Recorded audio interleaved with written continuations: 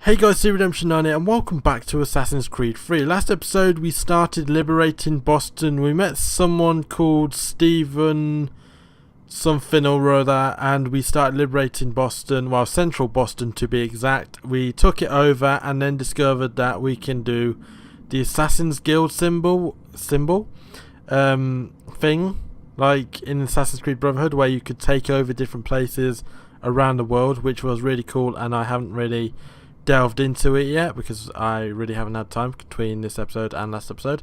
But yeah, you may be wondering, why am I outside the Animus when we had a mission inside the Animus and I said we'll be doing that one? And that's because the episode before last episode I said we'd meet back outside the Animus and give the new key we received to Sean, and I totally forgot about that. So yeah, today we're going to be outside the Animus and we're going to give the key to Sean wherever he is. Now I think he's up here. Yes, he's there walking around. Hey Dad. So, Sean, where do we put this key? Do I need to talk to you?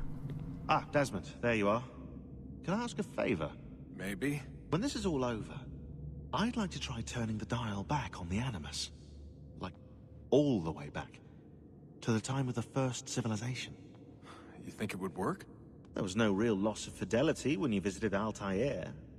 Then again, that was about 1,000 years ago, and I'm looking at going back at least 70,000 more. Sure, I'd be up for it. It'd be interesting to see what things were like back then. Excellent. I think it would prove most enlightening. Ooh, that sounds like Assassin's Creed Origins. I wonder if that's a reference. Right, so he doesn't have the key. Well, he doesn't need the key. So where do we need to go with this key? Do I put it in the box? Do we put it here? No. This is lit up over here, so I'm wondering if I put it in over here. What's this? Do I need to go over there? Is that a bridge? That looks like a door, but I can't go there. Right, I wonder if it's in here. Because I know we could make it up. Does it go in this? No? Can I use these stairs? I think it can. Yeah, I can use the stairs. We just need to make it round this again, I suppose.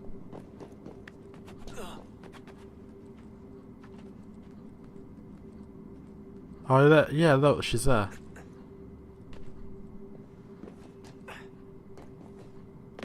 Hey honey, I'm home. Is this where I put the next key? It is! Oh my god.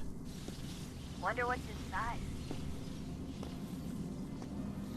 Only one way to find out.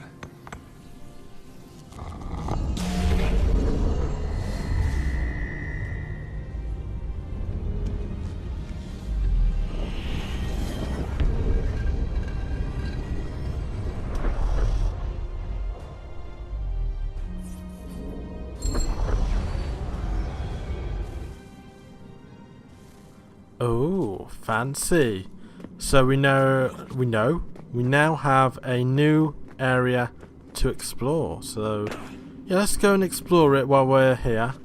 Because like, she may be over there talking to us. And it looks like I don't go that way.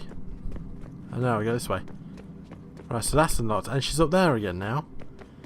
God, I just want to talk to you. You're like so interesting. I think it's down there. Death is down there, so we don't go. Oh, what is a fact? Is it fixed, immutable, certain in its existence and only awaiting discovery? Or might it be changed?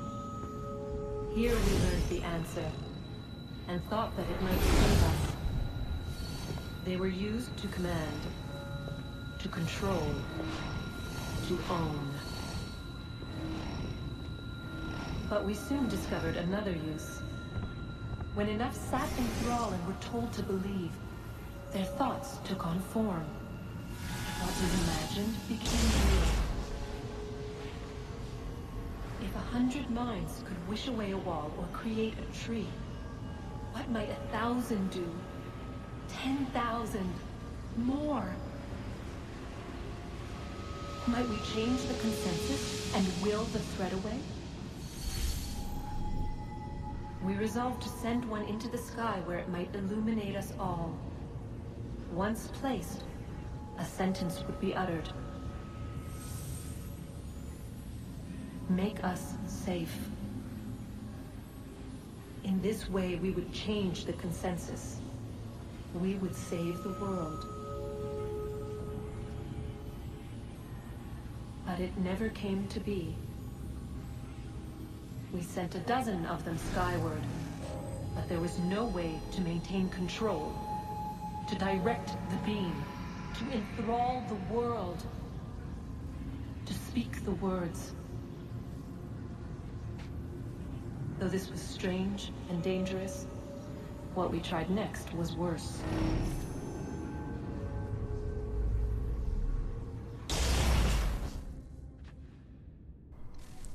What did you try next? I want to know what you did next. Like I said, you're very interesting to talk to. You are very old. Not in a bad way, you have so much knowledge. It's a very nice thing to say to someone. You're very old.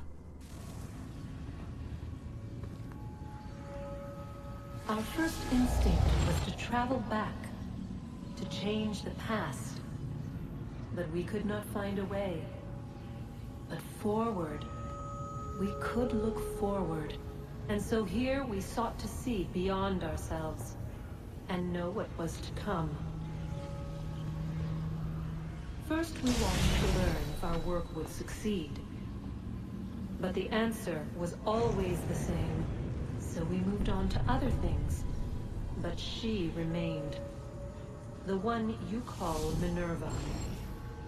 In time, she too stopped looking, and instead began to speak. She called out across time, in the hopes that you might be saved. She hid messages where none might find them, save for you and those within this place. Fascinating. Tired of it.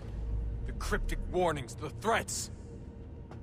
Just tell us what you want!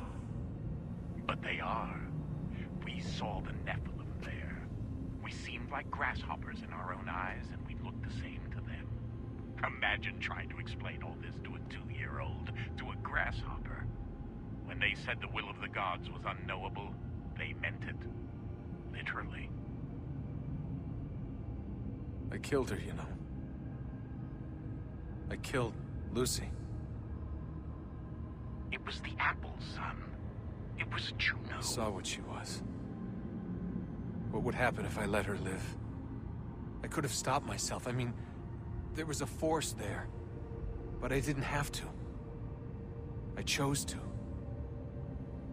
Desmond. Lucy was going to betray us and take the apple back to Abstergo. I saw the satellite launched. I saw them turn it on, and then... it failed.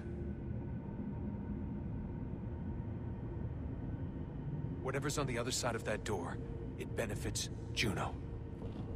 We need to be careful. Yeah, because Juno's bad, right? I've sort of been following the story, but it's like there are gods or whatever these people are. Oh, hello. You're over there. So is she the good one?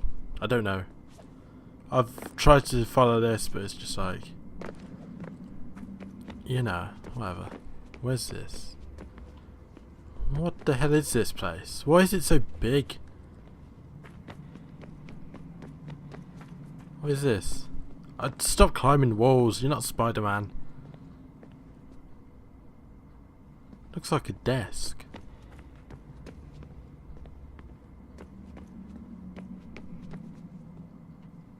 Looks like a house, sort of. Looks like someone lived here at one point.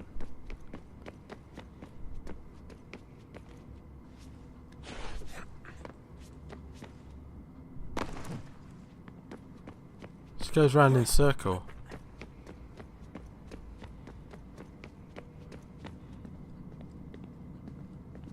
There's a way up. No, I didn't want to do that. I want to climb. Right, what's in here? Oh, another way up.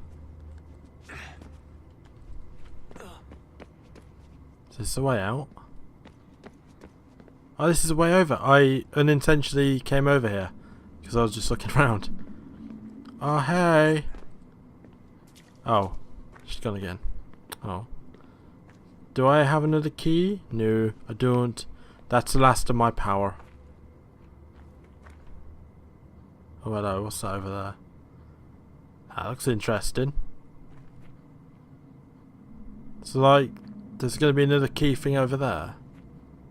It looks like there's one over there. Right there. Right, okay, so this place is interesting and a bit destroyed and huge. I probably could have jumped down over there. Shit. Where's the way out? Am I trapped? Where's the way out? I shouldn't have jumped down. There we go, here's the way out. Whoa, whoa, whoa. I need to get down there. There we go, nailed it.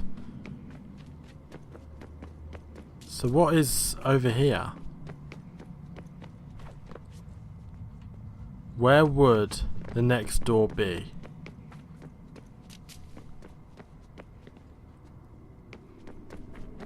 I don't know. Where would the next door actually be?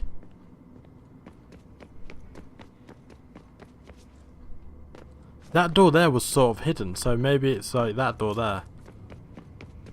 That's not a door.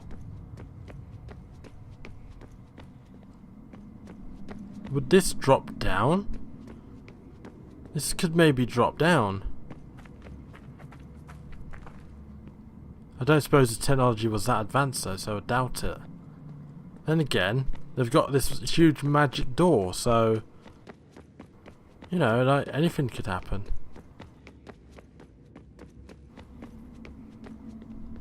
Do I have eagle vision? I do. Is there anything? No, there's not. So this is how it started. What are you up to? Just brushing up on my American history. Well, I say history. They certainly teach you strange things in the States. Like what? Well, for all the talk of this being a revolutionary war, it was a civil one. Well, not that kind of civil. I mean, there was no America versus Britain. It was Brit on Brit action. And you can clearly see how the whole thing got started. One war gave birth to the other. You mean the 7 Years' War? Exactly. Seems the Crown overspent in its attempt to keep the French out. Wound up with a great deal of debt. Believing that the colonists should help to shoulder the burden, new taxes were created. It was a reasonable request, even if Parliament was rather, well, undiplomatic about it. Well, it's not really fair to tax people for a war they didn't want any part of. What? Didn't want any part of? Did you not notice George Washington with Edward Braddock? He was right there in the middle of it. So here you have the Crown spending who knows how much money to secure a place for the colonists to thrive, and then, when they ask for a little bit of help... Right, look, think of it this way. King George and the colonists, they all go out to dinner, right? And when the bill comes, George asks for them to kick in and pay their share. Fair enough. Now keep in mind, he's been taking them out to dinner, gratis, for decades now. But the colonists, oh no, they insist they only had a glass of water and a side salad. Never mind the table's full of half-eaten food and empty bottles of wine. Now when the king points this out, what do the colonists do? Oh, they flip the table over and they storm out the restaurant. Probably intending to return later and burn it down. You left out the part where the king pointed a gun at the colonists and asked them to cover dinner for everyone in the restaurant. Right, yeah, interesting take. If he pulled out a gun, and I'm not sure he did, it would only have been after the 100th failed attempt at getting them to pay their fair share. But how do you define someone's fair share? Oh, well, with a war, apparently. Right, okay. Interesting. You have a lot of interesting stuff to say. Then again, most people in this game seem to have interesting stuff to say. So what are we building? Are we building a bridge? It looks like we're building a bridge, but what are we building a bridge to? How many other places like this exist? What is over There are there? dozens of them, all over the world. And somehow no one's ever found one before us. I don't think that's true. Oh? When I was at Abstergo, Vidic talked about silencing discoveries made by non-Templars. And I'm sure Abstergo has dug up plenty. The things they must know. Regretting throwing in with us? No. Just looking forward to when we can finally trounce those bastards so I can dive into their archives. Yeah, I don't think we're ever going to win the war against the Templars. It just seems very unlikely considering how in every Assassin's Creed game there seems to be less and less assassins but more and more Templars, because they're like, they can respawn apparently. They can respawn and up their numbers where we just die and don't respawn, which is kind of unfair. Oh, what did I do? Oh, I'm back in the Animus. Oh, okay. I didn't think I pressed the button for it, but apparently I did. I was going to read my emails on the computer. Right, so where is the next mission? It's not that far away. That is still there. I don't know what that is. Right, I think we should end the episode here because, like, next mission's over there. I don't know how long it's going to take. And let's just stand on top of this. Interact with them to start a riot. Oh my god. Why do you guys want to start a riot? You guys are rebels. Oh my god. You guys are rebels without a cause. And let me be your leader so I can predict a riot, you know.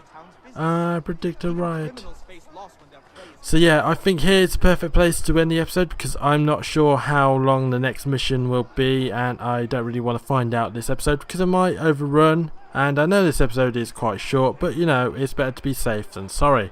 So yeah, that is it for this episode. Next episode we'll go over there and start the next mission. In between episodes I'll make my way over there again to save time next episode, and yeah, I'll see you next time. Bye.